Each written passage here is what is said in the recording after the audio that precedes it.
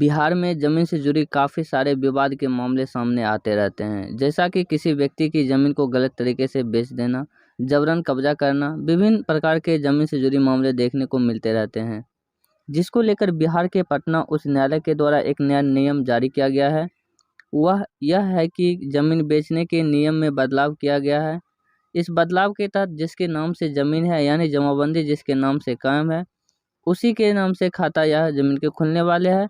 तो अब आपके मन में एक सवाल चल रहा है कि ज़मीन तो हमारे पूर्वजों के नाम पर हैं, जो कि मृत्यु कर गए। तो ऐसे में बिहार में 90 से 95% ऐसे ही ज़मीन है जो कि अभी भी पूर्वजों के नाम से ही चली आ रही है। क्योंकि आप और हम कभी इसको लेकर गंभीर रूप से नहीं सोचे हैं कि इस तरह की ज़मीन की पारिवारिक बंटवारा नहीं कराते हैं, जिससे कभी आपके भाई तैयार नहीं होते हैं, तो कभी आपकी लापरवाही के कारण ऐसा होता है। तो कभी आपने आपस में खानगी बंटवारा करा लिया या आपस में पंचनामा करवा लिया या फिर मौखिक बंटवारा कर आप उस ज़मीन पर क्या कर रहे हैं, आप अपना हो चाहे घर बना कर रह रहे हैं या फिर उस ज़मीन पर खेती कर रहे हैं।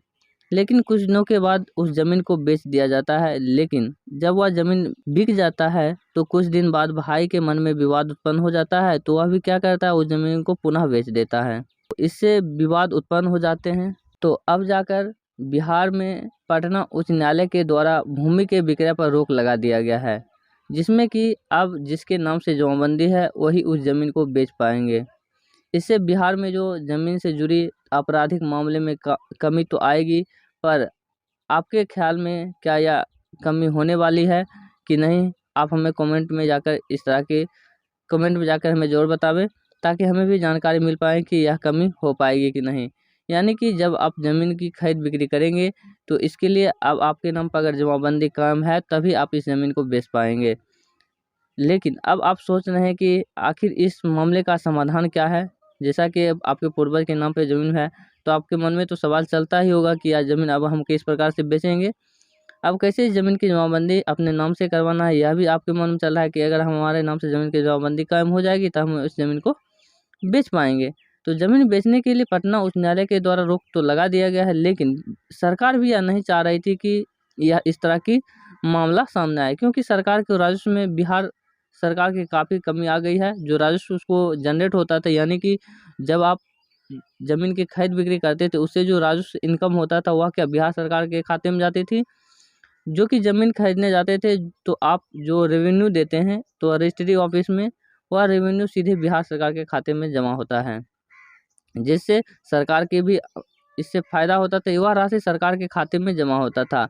अब रजिस्ट्री में गिरावट आ गई है, क्योंकि अब जिसके नाम से ज़मीन है वही उस ज़मीन को बेच पाएंगे।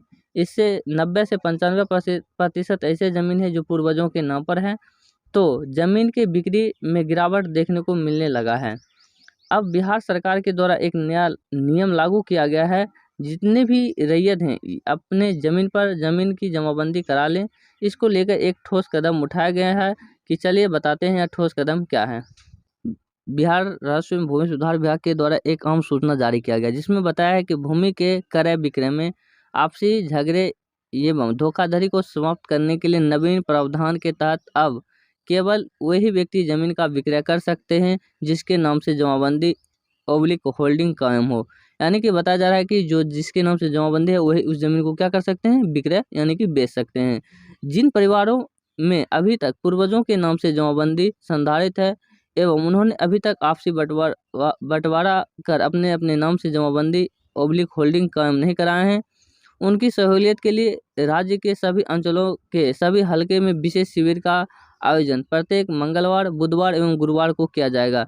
देखिए, यह जो आपका जिसमें शिविर लगने वाला है आपके हलके में, आप वहां से जाके अपने हलके से अंचल से संपर्क कर सकते हैं कि आपके हलके में कब और किस जगह पे यह शिविर का आयोजन किया जाएगा।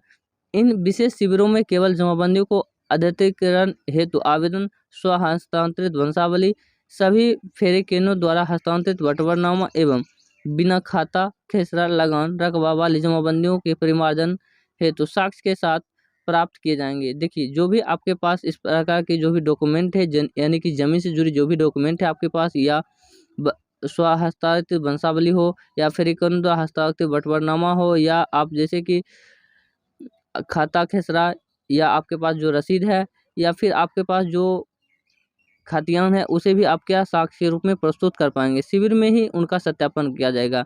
जो आप डॉक्यूमेंट जमा करेंगे उसको जो वहीं पर शिविर में है उसका क्या होगा, सत्यापन किया जाएगा एवं तत्पश्चात नियमानुसार आवेदन को निष्पादित कर जमाबंदी अद्वितीकरण की कार्रवाई की जाएगी। जिस पर उसमें जो भी नियम हो गए उसे लागू कर उसकी जमाबंदी को अद्यतन करने की जो प्रक्रिया है, यानी कि जो पूर्वजों के नाम से जो ज़मीन है उससे आपके नाम पर ज़मीन की जमाबंदी कायम कराने की जो प्रक्रिया होगी उसे इसमें उसी समय शिविर में ही उसका निष्पादन कर आपको बता दिया जाएगा। तो हमारा काम होता है कि आप लोगों को जागरूक कराना, और आप लोगों का भी काम है कि इस तरह के अगर जो भी व्यक्ति हैं उसे जागरूक कराएं। इसके लिए आप जो हमारे इस वीडियो को आगे शेयर कर सकते हैं अपने व्हाट्सएप ग्रुप में, ताकि और भी लोगों को इस तरह की जानकारी मिल सकते हैं, जिससे कि इस तरह की आम सूचना जो जारी किया गया बिहार राजस्व एवं भूमि सुधार विभाग के द्वारा या आम लोगों तक आसानी से पहुंच सके, ताकि लोग जागरूक हो सके और अपने नाम जो ज़मीन है उसको अपने नाम पे करा सके जो पूर्वजों के नाम से ज़मीन है। तो यह वीडियो आपको कैसा लगे कमेंट करके हमें जरूर बताएं। साथ ही अगर आप हमारे यूट्यूब चैनल पर नए हैं तो चैनल को भी सब्सक्राइब कर और बेल आइकन को क्लिक कर ऑल पे क्लिक कर लें, क्योंकि इसी तरह के हेल्पफुल कंटेंट हम आपके लिए लाते रहते हैं, जिससे कि आप लोगों के भी जागरूक होते रहते हैं। तो मिलते हैं नेक्स्ट वीडियो में नेक्स्ट टॉपिक के